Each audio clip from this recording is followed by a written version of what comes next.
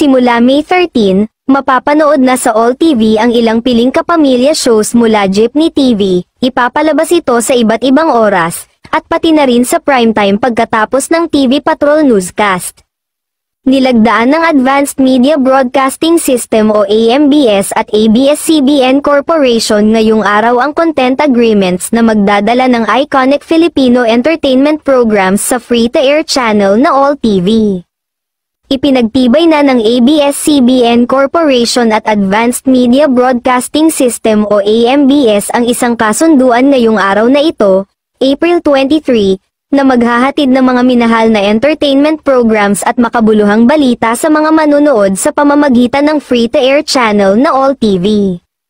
Ginanap ang contract signing ceremony sa Brittany Hotel Villar City para sa content agreements na magbibigay daan sa All TV na isa-ere ang ilang nostalgic kapamilya shows sa ilalim ng Jeepney TV at ang longest-running Tagalog newscast sa bansa na TV Patrol, na nauna ng inere noong April 15. Opisyal nang sisimulan ang pagpapalabas ng ilang pinakatumatak na kapamilya programs simula May 13, sa iba't ibang oras at maging sa primetime pagkatapos ng TV Patrol.